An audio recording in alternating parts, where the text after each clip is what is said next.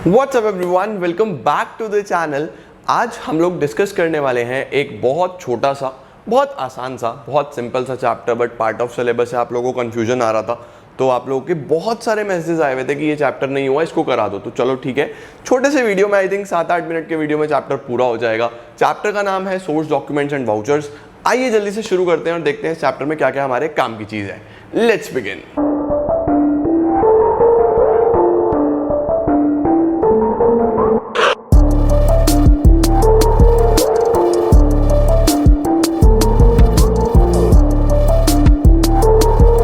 तो गाइस शुरू करते हैं हम लोग, और इस चैप्टर में आप लोग मेनली दो चीजों के बारे में पढ़ने वाले हो।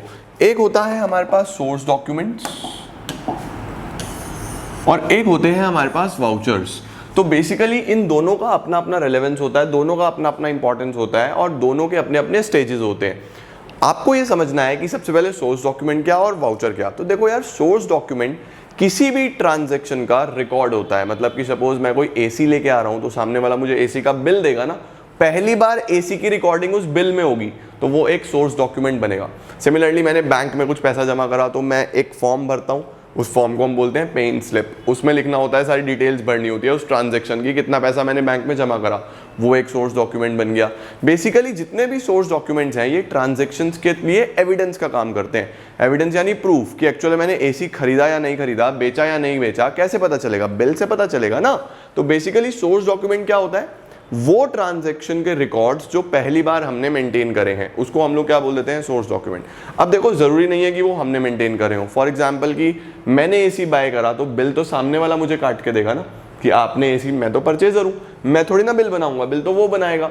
तो पहला रिकॉर्ड जब भी बन रहा है तो उसको हम सोर्स डॉक्यूमेंट बोल देते हैं। ठीक है, सोर्स डॉक्यूमेंट क्या है?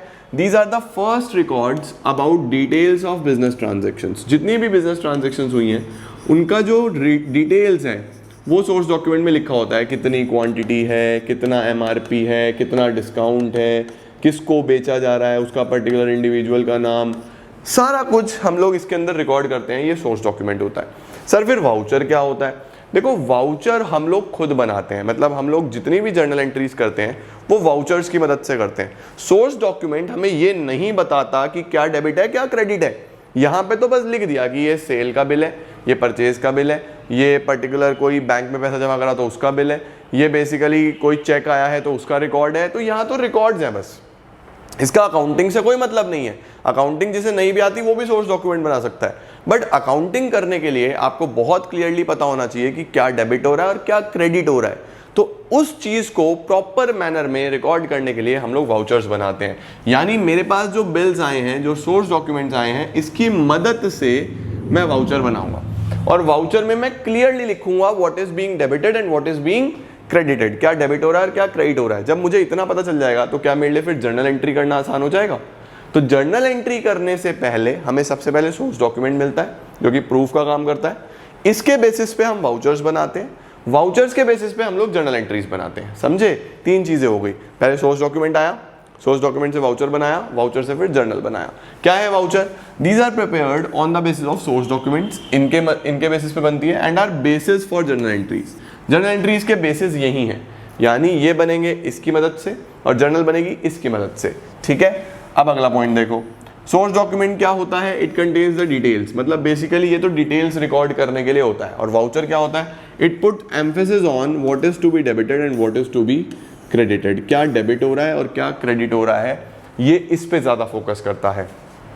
उसके बाद source document acts as an evidence. Source document का मकसद, पर्पस ही क्या होता है? एविडेंस, प्रूफ कि हाँ एक्चुअल में ट्रांजैक्शन हुआ है।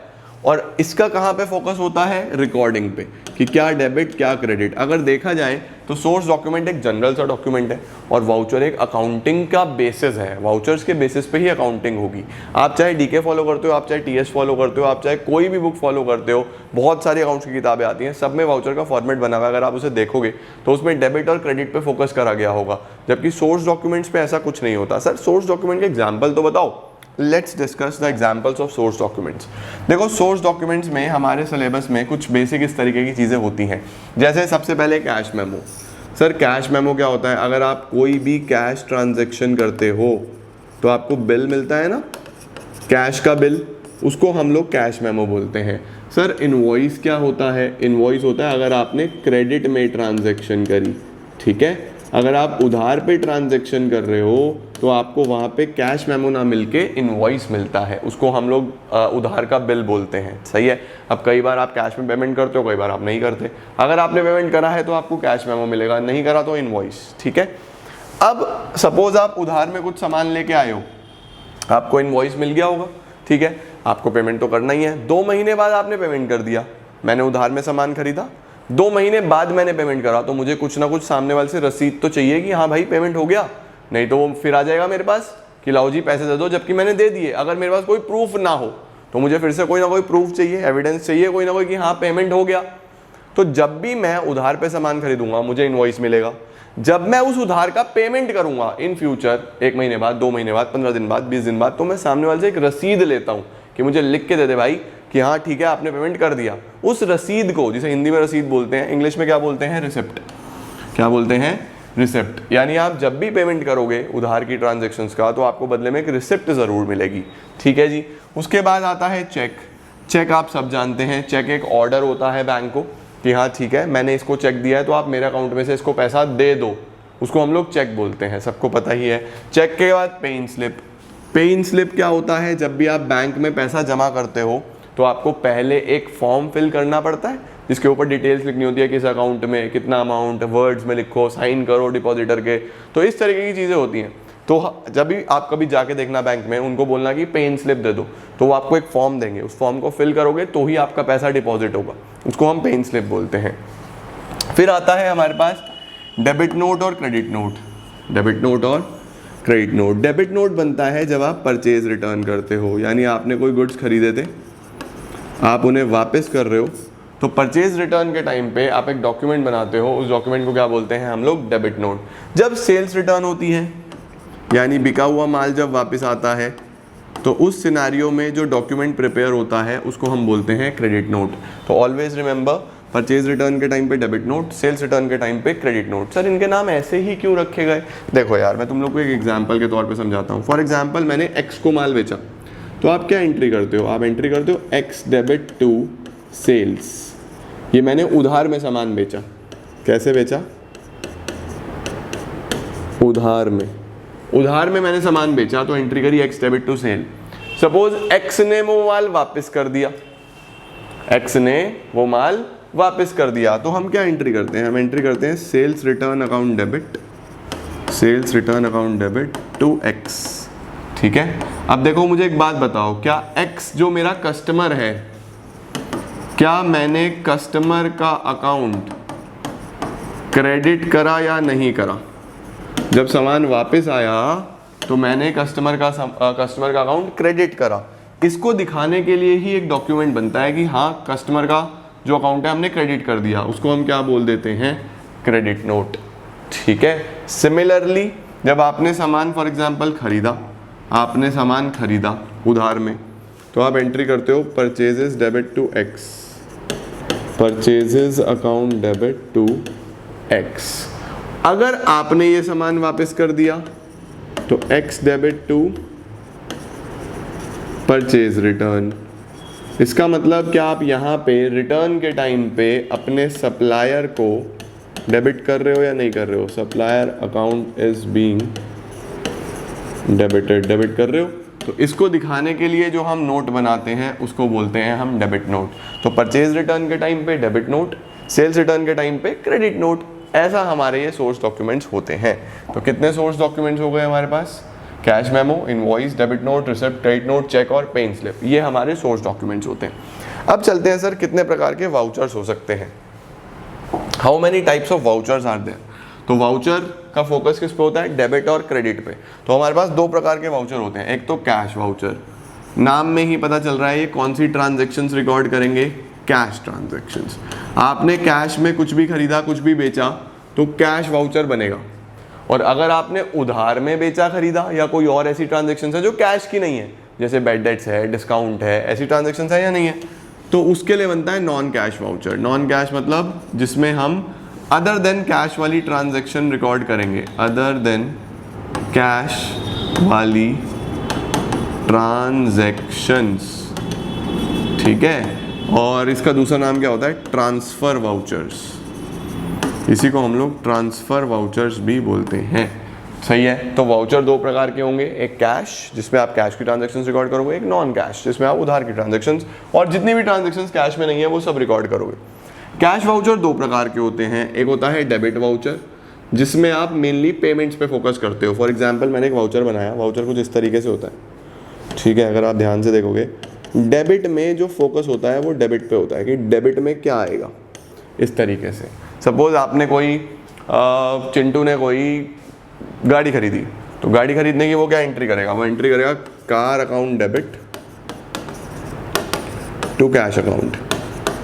अब देखो ये कैश में ट्रांजैक्शन हो रही है तो इस पे बनेगा तो कैश वाउचर ही है ना, कैश वाउचर बनेगा। अब गाड़ी एक्चुअल में डेबिट हुई है, क्या डेबिट हुई है, गाड़ी, तो यहाँ मैं डेबिट करूँगा कार, यहाँ उसका अमाउंट वगैरह आ जाएगा, यहाँ पे टोटल हो जाएगा। सही है। तो ये जो वाउचर है, पहली बात देखो गाड़ी खरीदी तो पेमेंट करा होगा ना, तो पेमेंट्स के लिए बनता है और फोकस किस पे होता है कि डेबिट क्या हो रहा है, तो ये होता है डेबिट वाउचर। क्रेडिट वाउचर क्या होता है, रिसिप्ट्स के लिए। सपोज आपने गाड़ी बेच दी तो क्या एंट्री बनेगी, cash account debit to car account. तो इस बार देखो हमारे पास पैसा आ रहा है तो बनेगा तो कैश वाउचर ही, लेकिन उसमें क्रेडिट वाउचर बनेगा क्योंकि क्रेडिट क्या हुआ है, इस बार यहाँ पे जो वाउचर बनेगा यहाँ क्रेडिट लिखा होगा।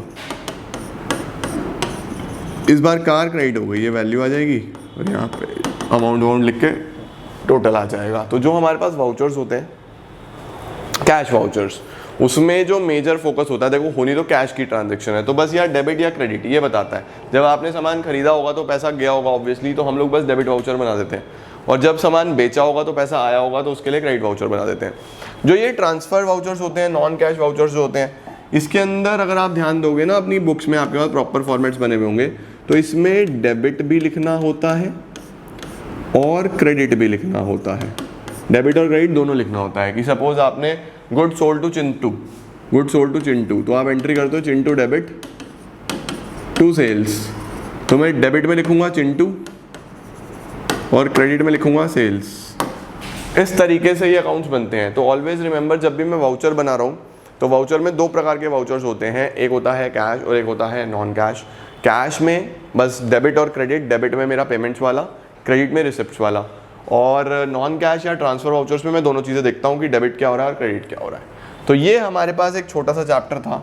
उम्मीद कर रहा हूँ आप लोगों को चीज़ें समझ में आ गई होंगी। बहुत आसान सा चैप्टर है यार, कोई मुश्किल नहीं है। तुम लोग ये वीडियो देखने के साथ साथ अपनी जो भी बुक फॉलो करते हो उससे अगर रीडिंग लगा लोगे एक बार तो काम खत्म हो जाएगा। अपनी वीडियोज़ का यही तो फ़ायदा है कि मैं सब कुछ तुम्हें शॉर्ट में बता देता हूँ और तुम लोग को बस एक रीडिंग लेनी है। अगर तुम रीडिंग नहीं भी लोगे यार तब भी तुम्हारा काम हो जाएगा, बट फिर भी रीडिंग ले लोगे तो बहुत अच्छे नंबर आ जाते हैं एग्जाम्स में। तो हमारी वीडियोस तो फिर तुम्हें पता ही है, एग्जाम से पहले तो बहुत ही काम आती हैं। बहुत यूज़फुल चीज़ें हैं ये, तुम लोग के लिए बनाई गई हैं बहुत मेहनत करके। तो चीज़ें इसी तरीके से क्लियर होती रहेंगी और सभी लोगों तक, सभी बच्चों तक 11th के स्पेसिफिकली शेयर करो ताकि बच्चों को पता लगे कि हाँ यूट्यूब पे सिर्फ एंटरटेनमेंट नहीं है, पढ़ाई भी है, पेपर में नंबर भी आ सकते हैं, राइट। तो ये सारी चीज़ें इस चैप्टर में हैं and this chapter is completely over. This is it for today guys, thank you so much.